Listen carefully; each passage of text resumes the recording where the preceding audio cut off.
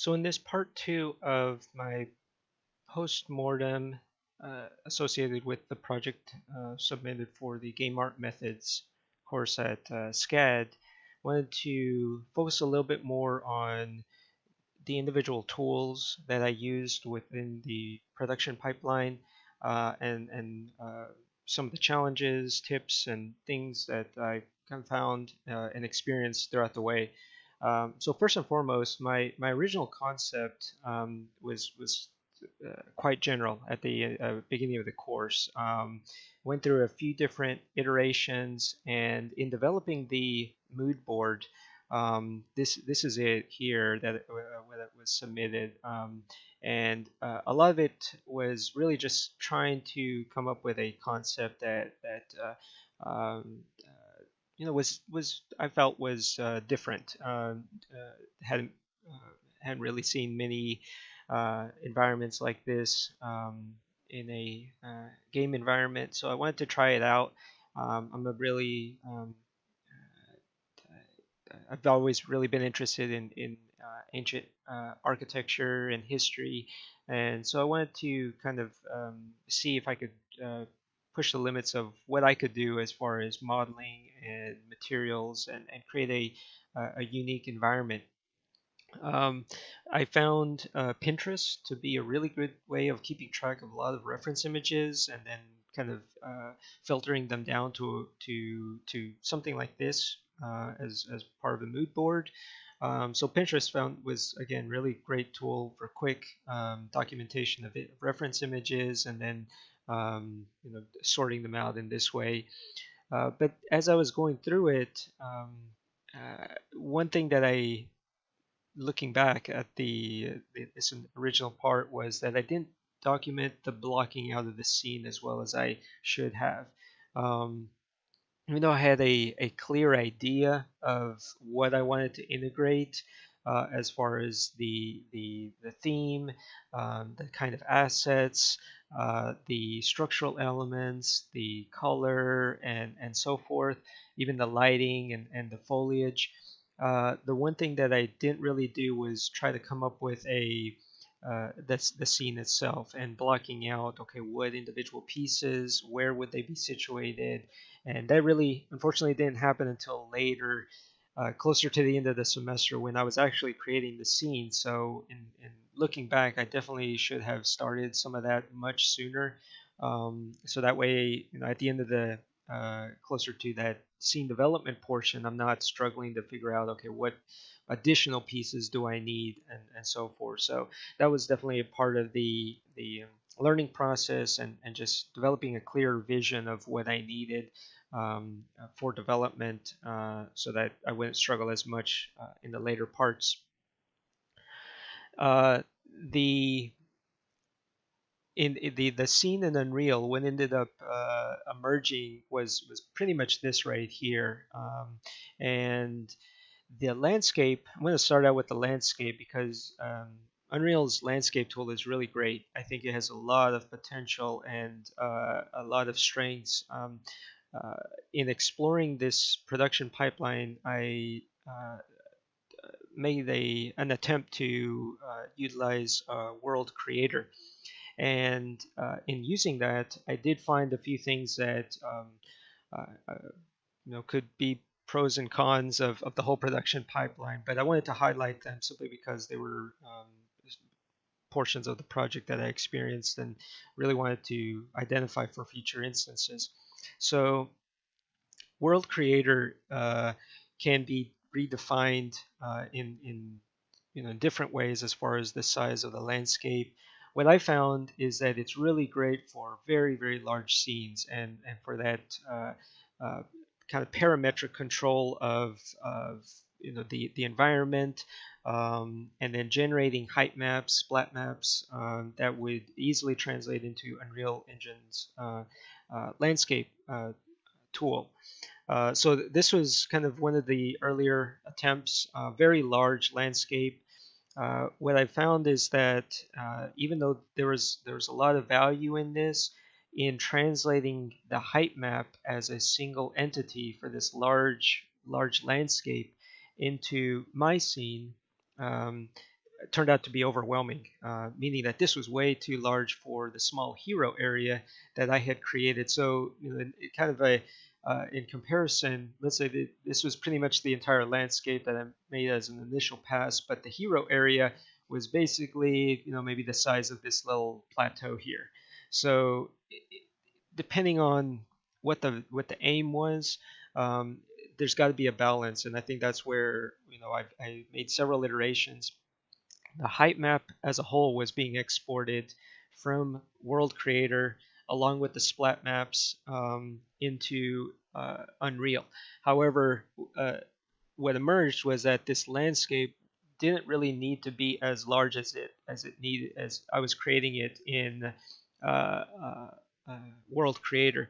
So a lot of it was cut out. So I ended up clearing out a lot of this stuff, but ultimately the uh, the process could have been a little bit more refined, meaning that I didn't need to invest as much time as I did with World Creator.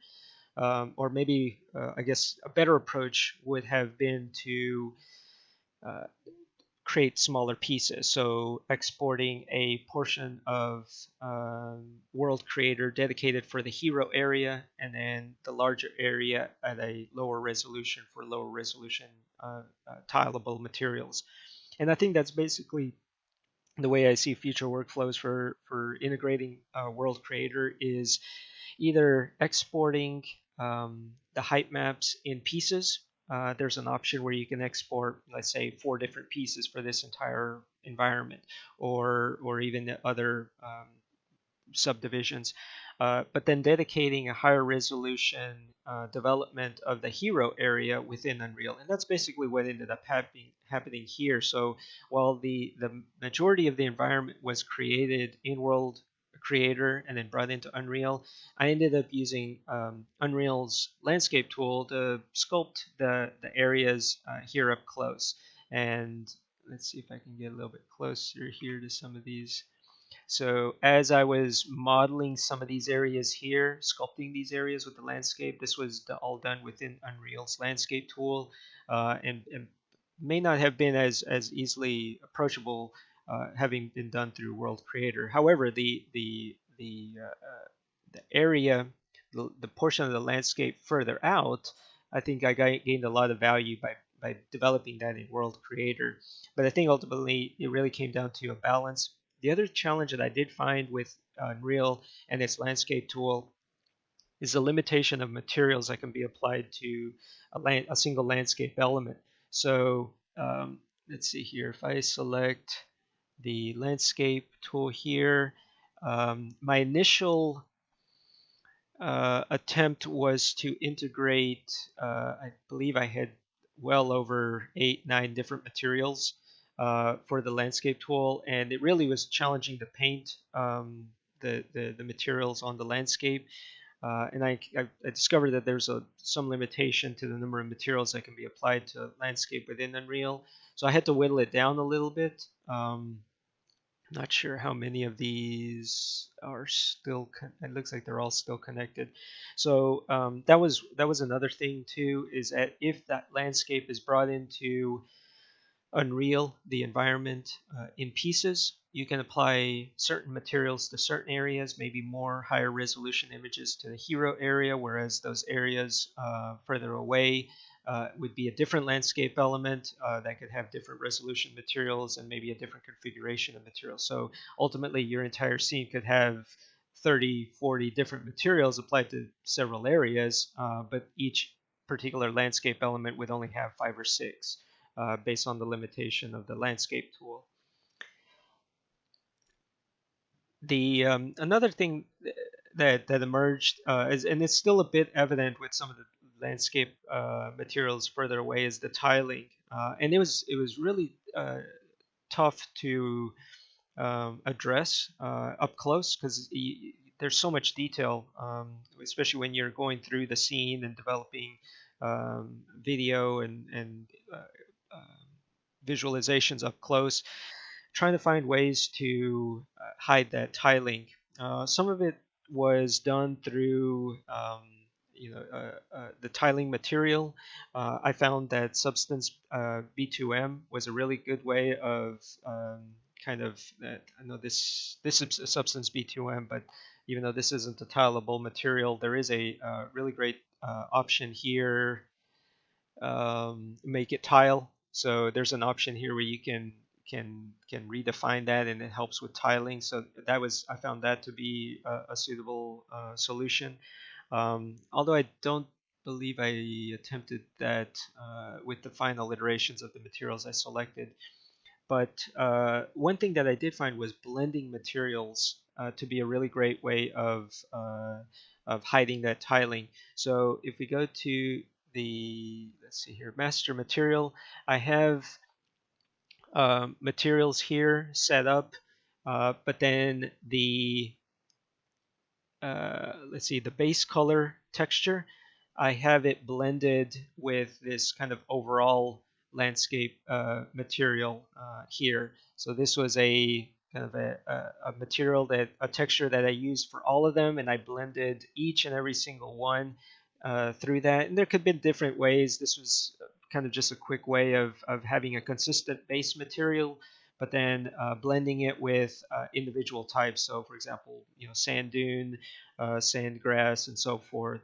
And all these were brought in from substance source and then integrated with the substance tool within plugin within Unreal, which I found to be another great one. I'll touch on that here in this a little bit later as well. But blending turned out to be a really great way of hiding that tiling.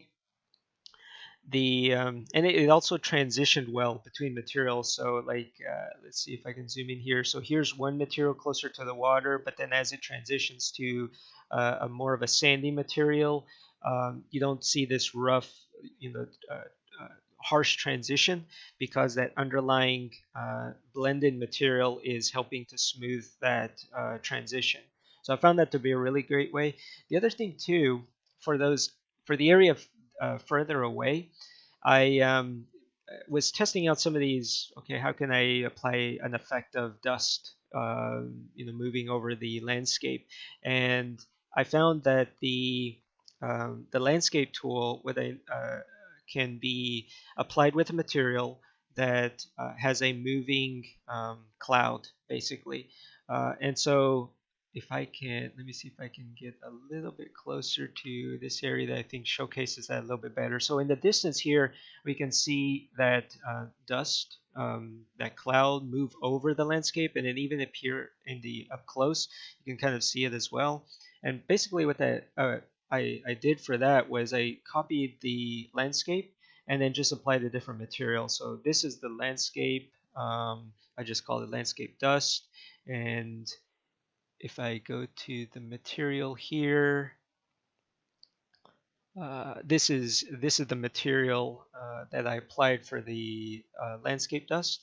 And what it is, it's a cloud, and it actually has a few different iterations of clouds that are blended.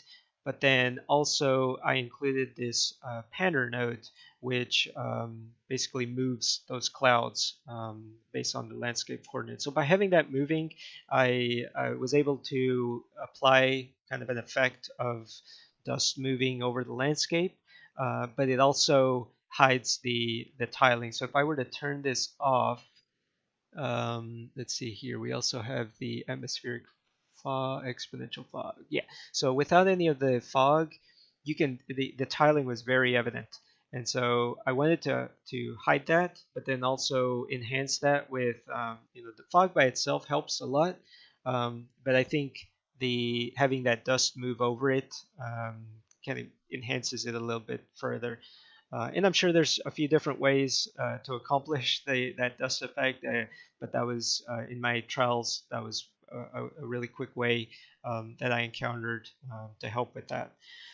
So the landscape, again, was a really intricate part of it, and challenging in its own way, but I think ultimately I was able to explore a variety of material techniques and optimization strategies for future projects as they integrate both world creator as well as um, let's see here.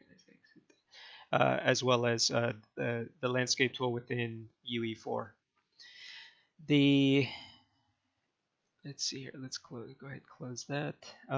So then the next part I wanted to highlight was the creation of the different assets, and for that, most of the majority of the modeling and development of that was done in Maya. Um, this was a bit of a learning process as part of this course. I've used a variety of different 3D modeling tools. Maya, I may have touched on it at some point in my past, but it was definitely an interesting experience to develop assets specifically for game development, game environment development, and finding ways to optimize the geometry and then creating the low poly, high poly versions for that production. Um, the few things that I really wanted to highlight was just things that I found to be kind of the critical aspects of the process. Um, Optimizing the geometry, finding that balance of how much geometry needed to be modeled in the low poly version and how much you could get away with in the high poly version baked onto it through the materials. So that was kind of a back and forth thing, and I think the first few iterations, first few assets, I may have modeled either too little and then depended too much on the high poly, and then there were instances where maybe um, uh, I may have modeled too much, like maybe in this example here, this door in the low poly version, and that could have been accomplished through the high poly version. So finding that balance is definitely an ongoing thing for me, and just trying to figure out what works, where I can find those optimization strategies. The UV layouts were definitely a big part of it. Uh, Trying to cram a lot of assets into a single UV generated its own issues. So let's see here. Let me unhide these and hide that. And then if we take, let's see here, these pieces here and then go to the UV editor. Let's see here.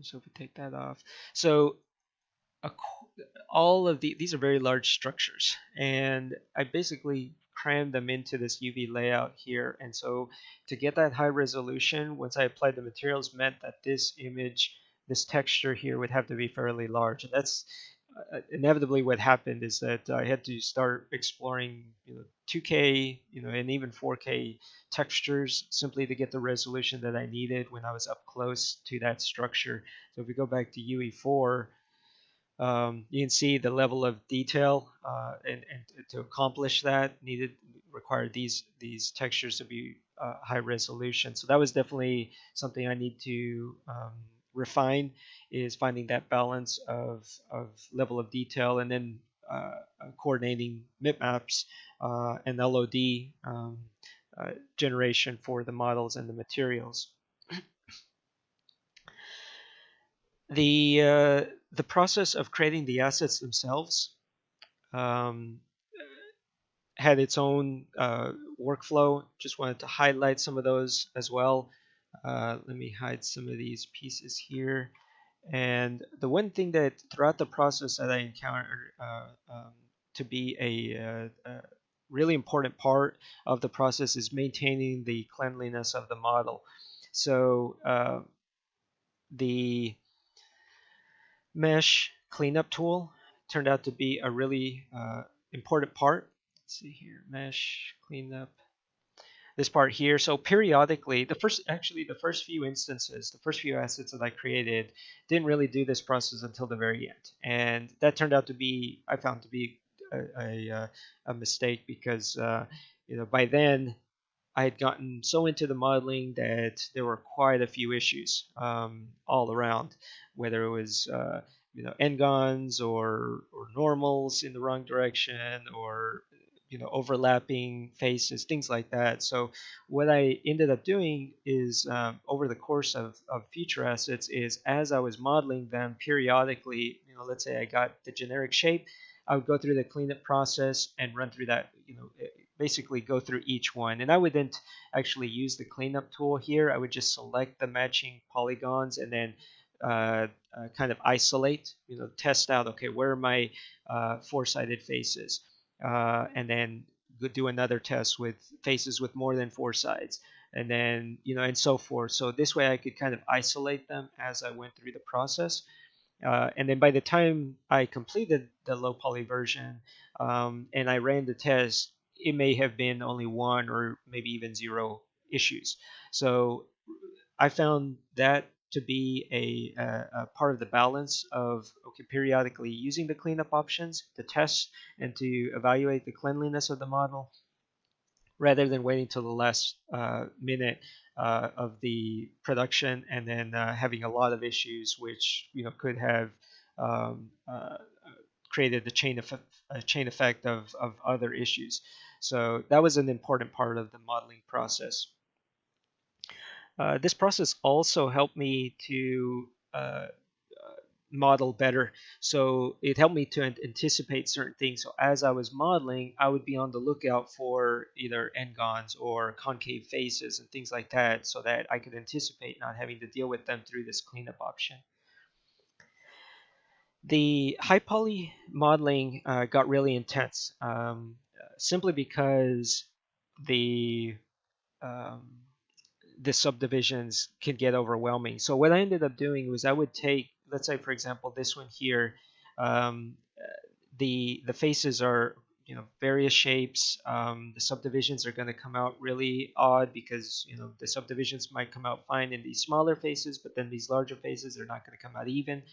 So I would end up basically subdividing some of it here using the modeling toolkit, or the multi toolkit, multi-cut tool, and then just cutting it up here for the high poly version, or at least the first iteration of it, maybe sharpening those edges that needed to stay sharp, and so forth, and then exporting it to a format that I could go into Mudbox and then subdivide it even further. So by the time I get it into Mudbox or ZBrush, let's see here if I can turn that off. You can see that the subdivisions are a little bit more even. So you don't have you wouldn't have to rely on creating those manual subdivisions here. You would just basically subdivide, subdivide, subdivide, however many times you needed to get the level of detail. This one here in particular didn't have a lot of, it's a small model, but some of the other larger assets got very overwhelming. The more subdivisions I got, they would get into, let's say close to the millions of faces. And so that became an important part of using that test manager to keep track, maybe isolating just that tool and turning off all the other tools. So let's see here. Yeah, so as I was working, I could keep track of it. Obviously, I wouldn't have as many tools open during the production, but that became another critical part of the production pipeline. The sculpting, even though there are a lot of great tools within ZBrush and Mudbox that can be used with a mouse, when it came to sculpting basically by hand, I found that uh, both and more ZBrush more so turned out to be really great with a stylus, with a Cintiq tablet. So that I found to be another important part, just finding that balance of what can be accomplished through a stencil or a stamp, and then when you start getting into those manual sculpting modes with ZBrush's brushes, various brushes, and so forth, then the stylus can come in handy because of that natural hand motion of creating those lines and sculpting effects. So the next part of the production pipeline was the textures, and having taken the high poly model from either ZBrush or Mudbox, I would take that high poly model, and bake it onto a low poly version of the model. So this is another asset that was created in the project, and you can see this was one of the it's quite blocky in some of the corners, very low poly, but that high poly model came in really handy because it was able to accomplish quite a bit of the modeling or the effects without actually having to model it. And so once I got it into here, into Substance Painter, I found that uh, there's a lot of power in Painter, and it's the learning process was I tried to tie it a lot with Photoshop because that had been my previous experience with it, and kind of just organizing layers and effects and things like that. But one thing that I really found to be great about Painter is taking advantage of that high poly model and using the maps that were created from it, such as the normal maps and the curvature maps and the ambient occlusion maps, and letting those maps do the work for you when it comes to identifying the grooves and the valleys and ridges of the different um, surfaces. So, for example, right now I have highlighted the dirt. So this is the dirt that I applied to this object, and I used the mask editor and allowed the world space normal and the curvature maps that were taken from that high poly model, and allowed it to do the work of identifying where the dirt needs to show up. So without the world space normal, you can see that there's no dirt, but then as I apply the world space normal, that dirt starts to generate in those areas where one would typically see dirt, and that's as a result of the normal maps. So there's you can apply a variety of this effect with a combination of, let's say curvature, using the curvature map, as well as the world space normal map. There's the position map and AO map and so forth. So this was kind of my test to apply some of these effects, but there's a lot of flexibility, and I think I found a lot of value in that, rather than having to go in manually with a paintbrush and basically paint, okay, here's where I want dirt. I found that to be a really great effect and very quick. So that was a really great part of the process, and it was uh, really impressive to see this immediately. As soon as you bake the material, bake the model onto the low poly, and then start to apply materials, and just immediately see those effects, you immediately see the value of something like this. One thing when it came to textures, actually, just to wrap this portion up, that was pretty much the typical workflow for the majority of the assets. And so even though it was a lot of like modeling things twice, low poly and then high poly, I found a lot of value in applying these kind of effects through Substance Painter.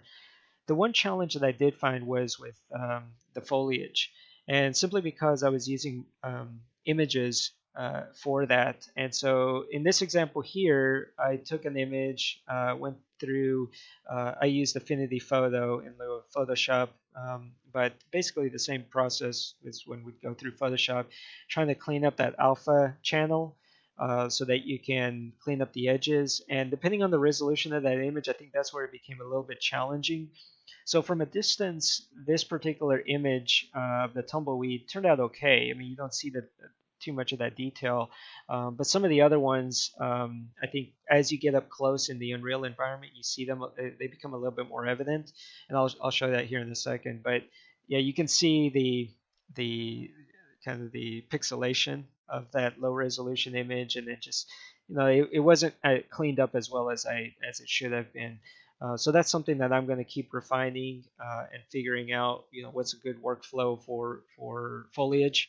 But if we go back to, and this just to highlight also, this is the B2M Substance Bitmap 2 material. I use this a lot for some of these images with the foliage that may have just been a PNG file, but then by cleaning it up, bringing it into here, I was able to extract a few other maps like let's see here, ambient occlusion maps and so forth. So this was a really effective tool for being able to enhance them even just a little bit, maybe not too much, but just a little bit to give it some depth or dimension when they're applied in Unreal.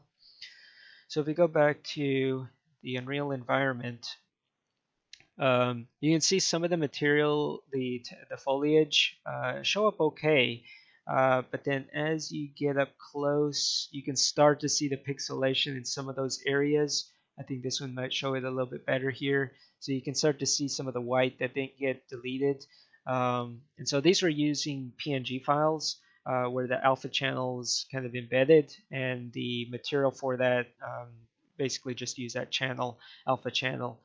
So I think a different workflow could have been utilized that would have helped it out a little bit better. I believe the target file allows for that independent channel where I could have just made it the same color as this and then had that alpha channel cut out, so that way it wouldn't have been white. But again, that was part of the learning process and just dealing with the cleaning up of images versus relying on Substance Painter for generating those textures. Transitioning into Unreal with those textures and applying them with materials, considering how many assets I had and trying to manage all that and not having to go into each and every single one to update them, I found the value of the master materials, having a master material and then using material instances for each of those individual assets. So what I ended up doing was I created a folder here for master materials. Now I have one for foliage. I have a different iteration here for two-sided foliage. For hero assets, made one specifically for that one, and then structures. So what these end up basically being are placeholders, and these are the default materials, and I've gone ahead and just mapped them to a master material, and then the individual materials would basically use those. And so if I needed to make an update, I would just update it from here, and it would promote itself throughout all those instances. So if I go to, let's say, structure here, all of these are material instances that use the master structure material. So I would update this one, and it would propagate itself through all of these instances here. So let's say, for example, this one here, I would basically just go and replace the default with the material specific to this material instance, and I was good to go. So I found that to be really a good part of managing information, being efficient about updates and things like that, and really just about isolating those instances where, okay, this one has to have the two-sided configuration, whereas the structure would be an opaque. So kind of isolating those and identifying those early will help as before you start creating those material instances. Let's see here. The other thing within Unreal was the Substance. There are two plugins through Substance. One is the Substance Materials, but then there's also the B2M. And if I can, let's see here, I have a folder here just for the Substance Materials. And the way this works with the plugin is that you have let's say here, the Desert Sand Dune. This is the factory. Oh, actually, that's not it. Let's see here. It's this is it here. So this here is basically what one would see if they were in Substance. I forgot the name of that tool. The iteration of Substance tool where you can actually just play around with the parameters. But in any case, these were created in Substance Designer, posted on Substance Source, and then when they're brought into Unreal with the Substance plugin, you have the opportunity to refine some of these parameters. So, for example, the output size, you can change it from a low resolution to a high resolution. You can define the luminosity and some of these other technical parameters. But the beauty of this is that when that update is made, let's say I were to change this to 512, it would update, and then you click save, it would update itself to the actual material. So this is the material that Unreal Engine needs to apply itself to wherever it's being applied. In this case, it was applied to the landscape. So these textures here are tied to this instance here. So if an update is made here, let's see here. I'm trying to think what would be a visible effect here.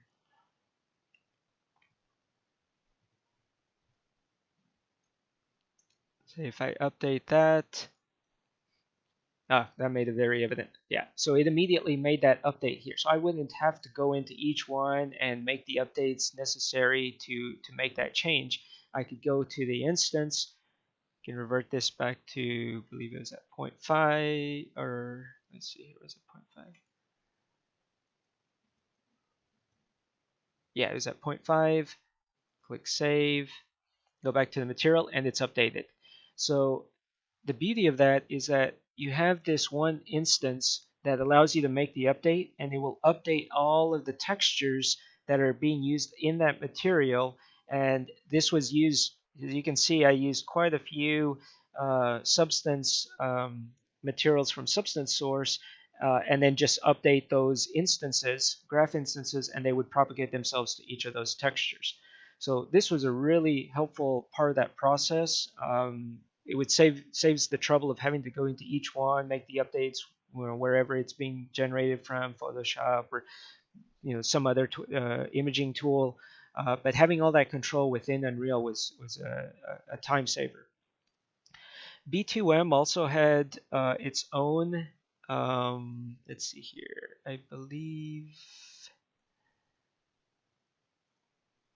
Let's see here.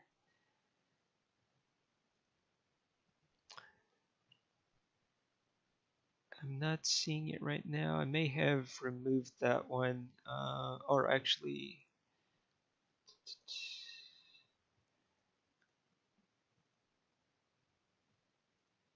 I'm not seeing that here. So I may have to remove that at some point.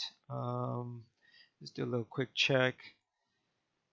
No, these are all images, master materials. It would be under foliage.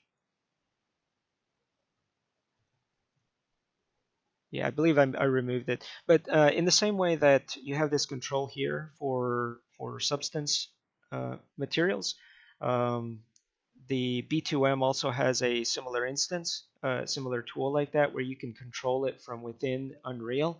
And basically what you end up with is this right here. It allows you to make the changes to the parameters, and then you apply it, and it propagates itself to all of those instances. So again, that was just having that control of the parameters and then propagating itself to the textures was a huge time saver. So moving on, the next part of the process that in developing this scene was taking it beyond just applying materials and adding assets, and doing a little bit of post processing, I guess, in some way, whether it was some effects or material or some sort of visual aid. So I tried testing around a few different things. One was Unreal Engine's particle system. I found that to be a really powerful tool I hadn't encountered before. And in my scene development, I wanted to, in this example here, to draw attention to this asset that I have over here. So if I can pan, let's see if I can focus on this. So I have my stone chest over here, and I didn't want it to get hidden amidst all these other assets, the debris, and so I wanted to create something to draw attention. And so this idea of an aura came to fruition, and I used the particle uh, effect within Unreal to develop to do that. So it wasn't very challenging. It was kind of a great learning process, but I found that there's a lot of value in that, and it also gives it some dynamics to the scene in the same way that the dust effect moves over the landscape. This also gives it a little bit of dynamics. As you can see, also I applied some effects to the foliage, and that was using the wind node, simple wind node, in each of the foliage materials. And so it's one thing I did encounter with that is that it does have a tendency to want to move everything in the foliage. So you can see even the base is moving. But what I did in my research, and I unfortunately wasn't able to apply it to this iteration, is by using vertex painting, you can lock down those base points and then allow the rest of it to respond to the wind. So that was definitely something I intend to apply and test out in future projects. Uh, the next thing was developing the scene itself, and coming up with a strategy for visualizing it. So I did need a few still images, but also wanted to generate a video that kind of guided the user through the story of what I wanted to convey here. And I'd done some animation with cameras, and basically just tracking and dollying, simple stuff. But what I really enjoyed about this project was the use of these rails. So in the Unreal environment, there is the cinematic section of the modes, and there's both a crane, camera rig crane, and a camera rig rail. And that rail is basically just a spline, and you can modify it and create a variety of different paths. And you just set up the keyframes for where it starts and where it ends. But along the way, you can tell it to rotate and zoom in, change depth of field. And I applied some of those effects within the video. But as you can see, it got into a pretty complex map of different rails. So here's a rail hidden here, and you can see it. It's actually kind of an interesting. Kind of reminds me of, or at least looks like the intent was to mimic movie um, scene environments where they have that rail that can move, and it's really smooth and kind of gives you more flexibility beyond just going from point A to point B in a straight line. So again, I found that to be a really great part of the development process. All right, so basically the last part was making sure that the lighting needed to be what it needed to be, and the lighting part itself was progressive. It's had the basic lighting at the beginning, and then as assets were added, as the scenes were created, and the camera paths were created, the lighting needed to change. But ultimately, the lighting needed to be built through the engine, and so there's different settings here that in different iterations I tried to keep it low for the first few, but then eventually moved into the production. And ultimately, the more um, assets, the more reflections, lights, and things like that, the more intense this process gets. So one thing that I wanted to emphasize was starting out with preview and mode early on, so that you're not spending a lot of time going through that lighting build process, but then obviously at the end, when you're aiming for that final production, dedicating time and resources for that. So this is another instance where that task manager came in handy. Having that open, just keeping track of some of those first few iterations, of that light building process to see how many resources it was actually taking, and then dedicating the entire machine for that light building process, and sometimes even leaving it for however long it takes, 30 minutes or uh, however much time it takes. But complex scenes are going to take time and they're going to take resources. So that was definitely a learning experience. Definitely not waiting till the last minute when the project is due, but making sure that you're able to get that light build early on so that you can export the rendering in its complete path. There were a few instances where, in this case here, there's a few lighting as processes that need to be built before it can be rendered, and so there might be instances where you might see preview somewhere on the material because of that. So making sure you dedicate time for that was a critical part. The light mass volume, light mass importance volume, that was a good way of isolating. You can see the box here. Let's see here, that's it right there. So it basically isolates this area to have that higher resolution when it came to that light build process, versus having it all the way open and then dedicating resources to areas of the landscape or the environment that don't really need that level of resolution. So that importance volume came in handy in helping optimize the build process. Lastly, the rendering process. There's my entire focus had been, because of all the detail in the materials, for a still image like this right here, you really want to showcase those details. And so the anti-aliasing came in as a critical part of that.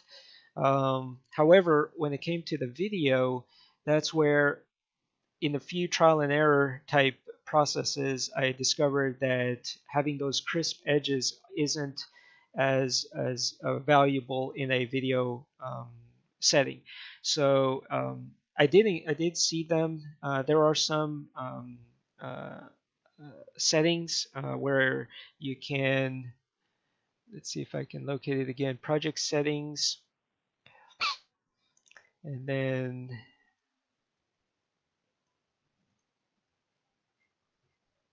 let's see. Here we go. Rendering, and then about halfway down, there's a setting here for anti-aliasing method.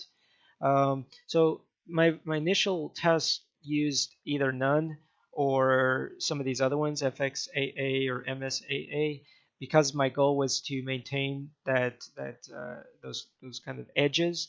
But with motion, I discovered that that isn't always valuable, and so what ended up happening is a lot of glittery type effects because those edges were so sharp. So ultimately, I ended up using the temporal anti-aliasing, and that seemed to work really well. I think there was enough of a definition as well as blurring so that the video would show well without those artifacts, the glittery type artifacts.